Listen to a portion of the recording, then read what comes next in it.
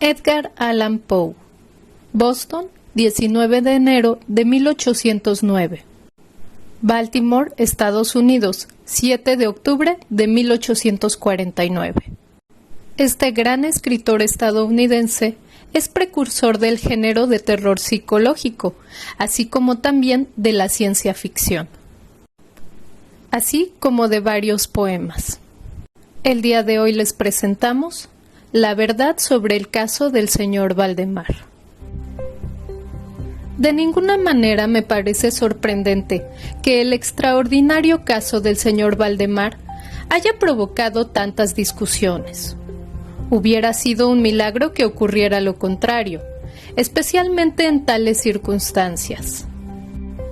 Aunque todos los participantes deseábamos mantener el asunto alejado del público, al menos por el momento, o hasta que se nos ofrecieran nuevas oportunidades de investigación, a pesar de nuestros esfuerzos, no tardó en difundirse una versión tan espuria como exagerada, que se convirtió en fuente de muchas desagradables tergiversaciones y, como es natural, de profunda incredulidad. El momento ha llegado de que yo dé a conocer los hechos, en la medida en que me es posible comprenderlos, helos aquí sucintamente. Durante los últimos años, el estudio del hipnotismo había atraído repetidamente mi atención. Hace unos 9 meses, se me ocurrió súbitamente que en la serie de experimentos efectuados hasta ahora, existía una omisión tan curiosa como inexplicable. Jamás se había hipnotizado a nadie in articulo mortis. Quedaba por verse si, en primer lugar, un paciente en esas condiciones sería susceptible de influencia magnética. Segundo, en caso de que lo fuera, si su estado aumentaría o disminuiría dicha susceptibilidad. Y tercero, hasta qué punto o por cuánto tiempo el proceso hipnótico sería capaz de detener la intrusión de la muerte. Quedaban por aclarar otros puntos, pero estos eran los que más excitaban mi curiosidad, sobre todo el último, dada la inmensa importancia que podían tener sus consecuencias.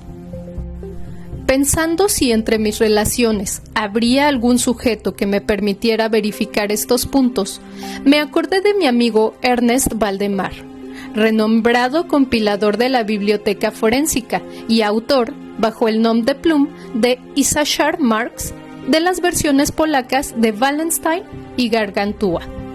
El señor Valdemar, residente desde 1839 en Harlem, Nueva York, es, o era, especialmente notable por su extraordinaria delgadez, tanto que sus extremidades inferiores se parecían mucho a las de John Randolph, y también por la blancura de sus patillas, en violento contraste con sus cabellos negros, lo cual llevaba a suponer con frecuencia que usaba peluca. Tenía un temperamento muy nervioso, que le convertía en buen sujeto para experiencias hipnóticas. 2 o 3 veces le había adormecido sin gran trabajo, pero me decepcionó no alcanzar otros resultados que su especial constitución me había hecho prever. Su voluntad no quedaba nunca bajo mi entero dominio, y por lo que respecta a la clarividencia, no se podía confiar en nada de lo que había conseguido con él. Atribuía yo aquellos fracasos al mal estado de salud de mi amigo. Unos meses antes de trabar relación con él, los médicos le habían declarado tuberculoso. El señor Valdemar acostumbraba referirse con toda calma a su próximo fin, como algo que no cabe ni evitar ni lamentar. Cuando las ideas a que he aludido se me ocurrieron por primera vez, lo más natural fue que acudiese a Valdemar. Demasiado bien conocía la serena filosofía de mi amigo para temer algún escrúpulo de su parte. Por lo demás, no tenía parientes en América que pudieran intervenir para oponerse. Le hablé francamente del asunto y, para mi sorpresa, noté que se interesaba vivamente.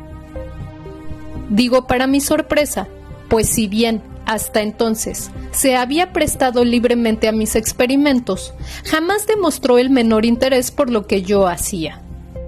Su enfermedad era de las que permiten un cálculo preciso sobre el momento en que sobrevendrá la muerte.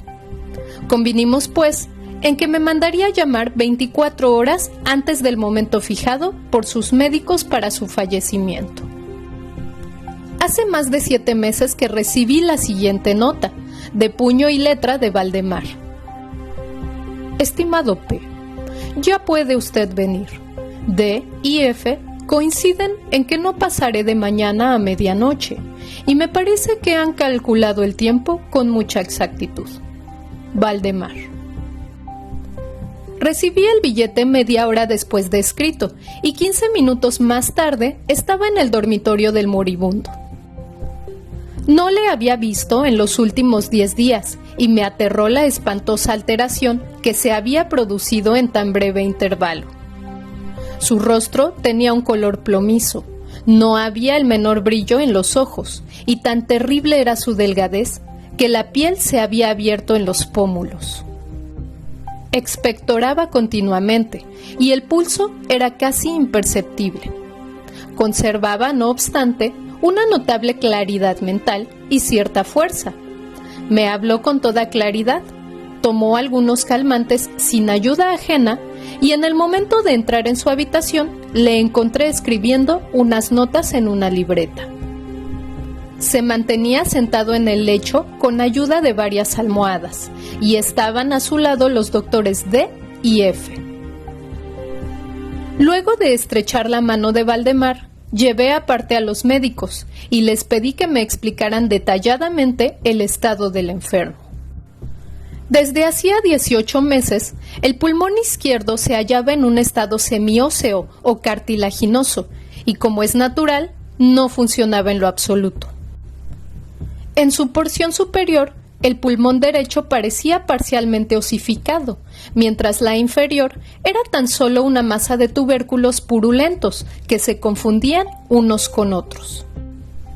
Existían varias dilatadas perforaciones y en un punto se había producido una adherencia permanente a las costillas. Todos estos fenómenos del lóbulo derecho eran de fecha reciente. La osificación se había operado con insólita rapidez, ya que un mes antes no existían señales de la misma y la adherencia solo había sido comprobable en los últimos 3 días. Aparte de la tuberculosis, los médicos sospechaban un aneurisma de la aorta, pero los síntomas de osificación volvían sumamente difícil un diagnóstico. Ambos facultativos opinaban que Valdemar moriría hacia la medianoche del día siguiente, un domingo. Eran ahora las 7 de la tarde del sábado. Al abandonar la cabecera del moribundo para conversar conmigo, los doctores D y F se habían despedido definitivamente de él. No era su intención volver a verle, pero, a mi pedido, convinieron en examinar al paciente a las 10 de la noche del día siguiente. Una vez que se fueron, hablé francamente con Valdemar sobre su próximo fin, y me referí en detalle al experimento que le había propuesto. Nuevamente se mostró dispuesto e incluso ansioso por llevarlo a cabo, y me pidió que comenzara de inmediato. 2 enfermeros, un hombre y una mujer, atendían al paciente, pero no me sentía autorizado a llevar a cabo una intervención de tal naturaleza frente a testigos de tan poca responsabilidad en caso de algún accidente repentino. Aplacé, por tanto, el experimento hasta las 8 de la noche del día siguiente, cuando la llegada de un estudiante de medicina de mi conocimiento, el señor Theodore L., me libró de toda preocupación. Mi intención inicial había sido la de esperar a los médicos, pero me vi obligado a proceder, primeramente por los urgentes pedidos de Valdemar y luego por mía propia, convicción que no había un minuto que perder, ya que con toda evidencia el fin se acercaba rápidamente. El señor L. tuvo la amabilidad de acceder a mi pedido, así como de tomar nota de todo lo que ocurriera. Lo que voy a relatar ahora procede de sus apuntes, ya sea en forma condensada o verbatim. Faltaban 5 minutos para las 8, cuando, después de tomar la mano de Valdemar, le pedí que manifestara con toda claridad posible, en presencia de L1, que estaba dispuesto a que yo le hipnotizara en el estado en el que se encontraba. Débil, pero distintamente, el enfermo respondió: sí, quiero ser hipnotizado, agregando de inmediato: me temo que sea demasiado tarde.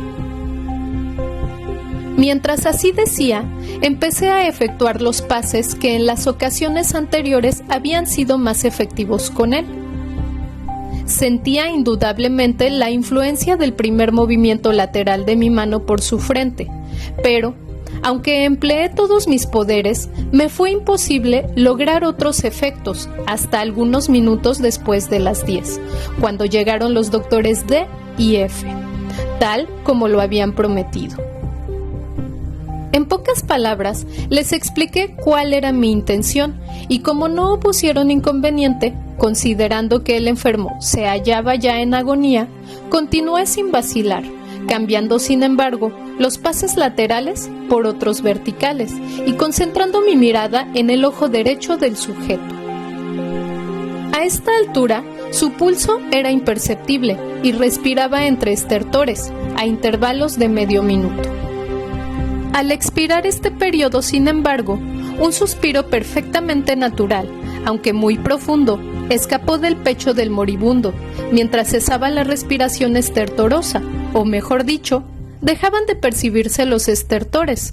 En cuanto a los intervalos de la respiración, siguieron siendo los mismos. Las extremidades del paciente estaban heladas. A las 11:05 advertí inequívocas señales de influencia hipnótica. La vidriosa mirada de los ojos fue reemplazada por esa expresión de intranquilo examen interior que jamás se ve sino en casos de hipnotismo y sobre la cual no cabe engañarse. Mediante unos rápidos pases laterales hice palpitar los párpados, como al acercarse el sueño, y con unos pocos más los cerré por completo. No bastaba esto para satisfacerme, sin embargo, sino que continué vigorosamente mis manipulaciones, poniendo en ellas toda mi voluntad, hasta que hube logrado la completa rigidez de los miembros del durmiente, a quien previamente había colocado en la posición que me pareció más cómoda. Las piernas estaban completamente estiradas, los brazos reposaban en el lecho, a corta distancia de los flancos. La cabeza había sido ligeramente levantada. Al dar esto por terminado, era ya medianoche, y pedí a los presentes que examinaran el estado de Valdemar. Luego de unas pocas verificaciones, admitieron que se encontraba en un estado insólitamente perfecto de trance hipnótico. La curiosidad de ambos médicos se había despertado en sumo grado. El doctor D decidió pasar toda la noche a la cabecera del paciente, mientras el doctor F se marchaba, con promesa de volver por la mañana temprano. L1 y los enfermeros se quedaron. Dejamos a Valdemar en completa tranquilidad hasta las 3 de la madrugada, hora en que me acerqué y vi que seguía en el mismo estado que al marcharse el doctor F. Vale decir, yacía en la misma posición y su pulso era imperceptible. Respiraba sin esfuerzo, aunque casi no se advertía su aliento, salvo que se aplicara un espejo a los labios. Los ojos estaban cerrados con naturalidad y las piernas tan rígidas y frías como si fueran de mármol. No obstante ello, la apariencia general distaba mucho de la de la muerte. Al acercarme, intenté un ligero esfuerzo para influir sobre el brazo derecho, a fin de que siguiera los movimientos del mío, que movía suavemente sobre su cuerpo. En esta clase de experimento jamás había logrado buen resultado con Valdemar, pero ahora, para mi estupefacción, vi que su brazo, débil pero seguro, seguía todas las instrucciones que le señalaba el mío. Me decidí entonces a intentar un breve diálogo. «Valdemar, ¿duerme usted?», pregunté. No me contestó, pero noté que le temblaban los labios, por lo cual repetí varias veces la pregunta. A la tercera vez, todo su cuerpo se agitó con un ligero temblor. Los párpados se levantaron lo bastante para mostrar una línea del blanco del ojo. Moviéronse lentamente los labios, mientras en un susurro apenas audible brotaban de ellos estas palabras. Sí, ahora duermo. No me despierte. Déjeme morir así. Palpé los miembros, encontrándolos tan rígidos como antes. Volví a interrogar al hipnotizado. ¿Sigue sintiendo dolor en el pecho, Valdemar? La respuesta tardó un momento y fue aún menos audible que la anterior. No sufro. Me estoy muriendo. No me pareció aconsejable molestarle más por el momento y no volví a hablarle hasta la llegada del doctor F., que arribó poco antes de la salida del sol y se quedó absolutamente estupefacto al encontrar que el paciente se hallaba todavía vivo. Luego de tomarle el pulso y acercar un espejo a sus labios, me pidió que le hablara otra vez, a lo cual accedí. Valdemar, dije, ¿sigue usted durmiendo? Como la primera vez, pasaron unos minutos antes de lograr respuesta, y durante el intervalo, el moribundo dio la impresión de estar juntando fuerzas para hablar. A la cuarta repetición de la pregunta, y con voz que la debilidad volvía casi inaudible, murmuró: Sí, dormido, muriéndome. La opinión, o mejor, el deseo de los médicos era que no se arrancase a Valdemar de su actual estado de aparente tranquilidad hasta que la muerte sobreviniera, cosa que, según consenso general, solo podía tardar algunos minutos. Decidí, sin embargo, hablarle una vez más, limitándome a repetir mi pregunta anterior. Mientras lo hacía, un notable cambio se produjo en las facciones del hipnotizado. Los ojos se abrieron lentamente, aunque las pupilas habían girado hacia arriba.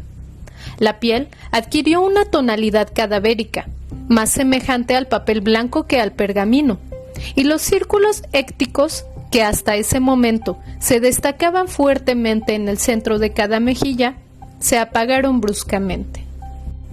Empleo estas palabras porque lo instantáneo de su desaparición trajo a mi memoria la imagen de una bujía que se apaga de un soplo.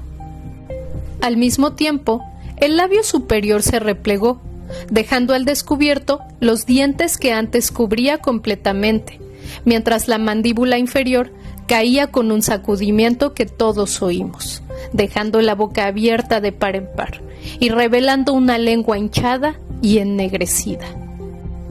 Supongo que todos los presentes estaban acostumbrados a los horrores de un lecho de muerte, pero la apariencia de Valdemar era tan espantosa en aquel instante que se produjo un movimiento general de retroceso. Comprendo que he llegado ahora a un punto de mi relato en el que el lector se sentirá movido a una absoluta incredulidad. Me veo, sin embargo, obligado a continuarlo. El más imperceptible signo de vitalidad había cesado en Valdemar. Seguros de que estaba muerto, lo confiábamos ya a los enfermeros, cuando nos fue dado observar un fuerte movimiento vibratorio de la lengua. La vibración se mantuvo aproximadamente durante 1 minuto.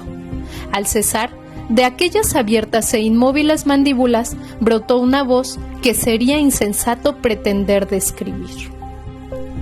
Es verdad que existen 2 o 3 epítetos que cabría aplicarle parcialmente. Puedo decir, por ejemplo, que su sonido era áspero y quebrado, así como hueco. Pero el todo es indescriptible, por la sencilla razón de que jamás un oído humano ha percibido resonancias semejantes. 2 características, sin embargo, según lo pensé en el momento, y lo sigo pensando, pueden ser señaladas como propias de aquel sonido y dar alguna idea de su calidad extraterrena. En primer término, la voz parecía llegar a nuestros oídos, o por lo menos a los míos, desde larga distancia, o desde una caverna en la profundidad de la tierra. Segundo, me produjo la misma sensación, temo que me resultará imposible hacerme entender, que las materias gelatinosas y viscosas producen en el sentido del tacto. He hablado al mismo tiempo de sonido y de voz. Quiero decir que el sonido consistía en un silabeo clarísimo, de una claridad incluso asombrosa y aterradora. El señor Valdemar hablaba, y era evidente que estaba contestando a la interrogación formulada por mí unos minutos antes. Como se recordará, le había preguntado si seguía durmiendo, y ahora escuché. Sí, no, estuve durmiendo. Y ahora estoy muerto. Ninguno de los presentes pretendió siquiera negar ni reprimir el inexpresable estremecedor espanto que aquellas pocas palabras, así pronunciadas, tenían que producir. L1, el estudiante, cayó desvanecido. Los enfermeros escaparon del aposento y fue imposible convencerlos de que volvieran. Por mi parte, no traté de comunicar mis propias impresiones al lector. Durante una hora, silenciosos, sin pronunciar una palabra, nos esforzamos por reanimar a L1.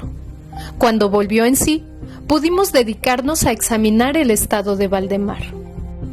Seguía, en todo sentido, como lo he descrito antes, salvo que el espejo no proporcionaba ya pruebas de su respiración. Fue inútil que tratáramos de sangrarlo en el brazo. Debo agregar que éste no obedecía ya a mi voluntad. En vano me esforcé por hacerle seguir la dirección de mi mano. La única señal de la influencia hipnótica la constituía ahora el movimiento vibratorio de la lengua, cada vez que volvía a hacer una pregunta a Valdemar. Se diría que trataba de contestar, pero que carecía ya de voluntad suficiente. Permanecía insensible a toda pregunta que le formulara cualquiera que no fuese yo, aunque me esforcé por poner a cada uno de los presentes en relación hipnótica con el paciente. Creo que con esto he señalado todo lo necesario para que se comprenda cuál era la condición del hipnotizado en ese momento. Se llamó a nuevos enfermeros y a las 10 de la mañana abandoné la morada en compañía de ambos médicos y de L1. Volvimos por la tarde a ver al paciente. Su estado seguía siendo el mismo. Discutimos un rato sobre la conveniencia y posibilidad de despertarlo, pero poco nos costó llegar a la conclusión de que nada bueno se conseguiría con eso. Resultaba evidente que hasta ahora la muerte, o eso que de costumbre se denomina muerte, había sido detenida por el proceso hipnótico. Parecía claro que, si despertábamos a Valdemar, lo único que lograríamos sería su inmediato, o por lo menos, su rápido fallecimiento. Desde ese momento hasta fines de la semana pasada, vale decir casi 7 meses, continuamos acudiendo diariamente a casa de Valdemar, acompañados una y otra vez por médicos y otros amigos. Durante todo este tiempo, el hipnotizado se mantuvo exactamente como lo he descrito. Los enfermeros le atendían continuamente. Por fin, el viernes pasado, resolvimos hacer el experimento de despertarlo, o tratar de despertarlo. Probablemente, el lamentable resultado del mismo es el que ha dado lugar a tanta discusión en los círculos privados y a una opinión pública que no puedo dejar de considerar como injustificada. A efectos de librar del trance hipnótico al paciente, acudí a los pases habituales. De entrada, resultaron infructuosos. La primera indicación de un retorno a la vida lo proporcionó el descenso parcial del iris. Como detalle notable, se observó que este descenso de la pupila iba acompañado de un abundante flujo de icor amarillento, procedente de debajo de los párpados, que despedía un olor penetrante y fétido. Alguien me sugirió que tratara de influir sobre el brazo del paciente, como al comienzo. Lo intenté, sin resultado. Entonces, el doctor F. expresó su deseo de que interrogara al paciente. Así lo hice, con las siguientes palabras. Señor Valdemar, ¿puede explicarnos lo que siente y lo que desea? Instantáneamente reaparecieron los círculos sépticos en las mejillas, la lengua tembló, o mejor dicho, rodó violentamente en la boca, aunque las mandíbulas y los labios siguieron rígidos como antes. Y entonces resonó aquella horrenda voz que he tratado ya de describir. Por amor de Dios, pronto, pronto, hágame dormir, o despiérteme pronto, despiérteme, le digo que estoy muerto. Perdí por completo la serenidad y durante un momento me quedé sin saber qué hacer. Por fin, intenté calmar otra vez al paciente, pero al fracasar, debido a la total suspensión de la voluntad, cambié el procedimiento y luché con todas mis fuerzas para despertarlo. Pronto me di cuenta de que lo lograría, o por lo menos así me lo imaginé, y estoy seguro de que todos los asistentes se hallaban preparados para ver despertar al paciente. Pero lo que realmente ocurrió fue algo para lo cual ningún ser humano podía estar preparado. Mientras ejecutaba rápidamente los pases hipnóticos, entre los clamores de ¡muerto! ¡Muerto!, que literalmente explotaban desde la lengua y no desde los labios del sufriente, bruscamente todo su cuerpo, en el espacio de un minuto o aún menos, se encogió, se deshizo, se pudrió entre mis manos. Sobre el lecho, ante todos los presentes, no quedó más que una masa casi líquida de repugnante, de abominable putrefacción. Fin. Traducción de Julio Cortázar.